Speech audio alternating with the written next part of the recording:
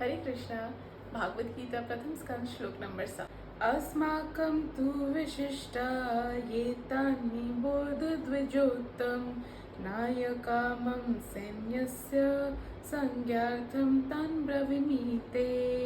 किंतु हे ब्राह्मण श्रेष्ठ, आपकी सूचना के लिए मैं अपनी सेना के उन नायकों के विषय में बताना चाहूंगा जो मेरी सेना को संचालित करने में विशेष रूप से निपुण है। दुर्योधन द्रोणाचार्य के निकट गए हैं और पिछले 3 श्लोकों में वे पांडवों की सेना के बारे में उनसे बता रहे हैं।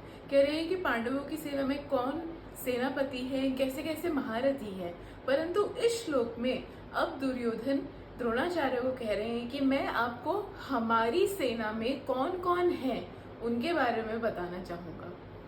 ये देखो, यहाँ से ना एक सीख मिलती है क्या, कि जब भी हम किसी आमने सामने कोई युद्ध हो या हम किसी के भी सामने खड़े हों, हमें अपनी शक्तियों के बारे में और साथ ही साथ हमारे दुश्मन की शक्तियों के बारे में पता होना चाहिए।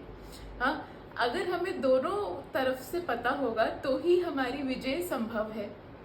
अब अगर हम इसको अपनी प्रैक्टिकल लाइफ में उतारें तो हमारा शत्रु कौन है? कृष्ण गीता में ही आगे आने वाले अध्यायों में बताते हैं कि हमारा शत्रु काम है। काम, ये काम, क्रोध, लोभ, मोह, मद, मात्सर्य, ये सब हमारे शत्रु हैं। और जब ये शत्रु हमारे ऊपर हावी हो जाते हैं तब हम अपनी लाइफ में फ्रस्ट्रेटेड फील करते हैं। एग्जाम्पल, अगर हमारा देश है या कोई भी एक देश है और उस देश को चारों तरफ से उनके एनिमीज ने, उनके शत्रुओं ने, आर्मीज ने घेर रखा है, तो उस नेशन की, उस देश की क्या ही दशा होगी। उसी प्रकार से जब हमारे जीवन में ये सारे जो दोष हैं, ये काम, क्रोध, लोभ, मोह, मद, मात्सर्य, ये सब जो ये हमारा मन है, जब ये हमारे कंट्रोल के बाहर हो जाता है, ये सभी शत्रु जब हमें घेर लेते हैं, तब हम अपनी लाइफ में बहुत ही helpless, frustrated, irritated, anger feel करते हैं। तब ये होता है। और इस सब से बाहर कैसे निकले? इससे बाहर निकलने के लिए भी उपाय एक ही है। क्या? ये देखो, अभी हमें ये समझना होगा कि हम आत्मा हैं।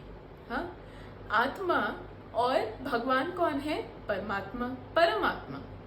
तो जब आत्मा और परमात्मा दोनों मिल जाते हैं तब इनफाइनाइट पावर बन जाती है। इनफाइनाइट पावर, जैसे गीता में कहा कि जिस जिस जगह पर कृष्ण हो और अर्जुन हो, वहां हमेशा विजय होगी ही होगी, होगी ही होगी। उसका कोई और ऑल्टरनेटिव है ही नहीं। इसी तरह जब आत्मा और परमात्मा दोनों मिल जाते हैं तब किसी की हिम्मत ही नहीं रहती कि वो इन दोनों की शक्ति के आगे कोई खड़ा हो सके।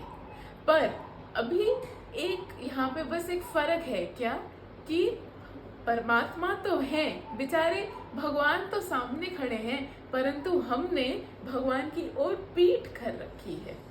हमें धीरे धीरे धीरे धीरे भगवान की ओर मुड़ना होगा और भगवान के साथ संबंध बनाना होगा।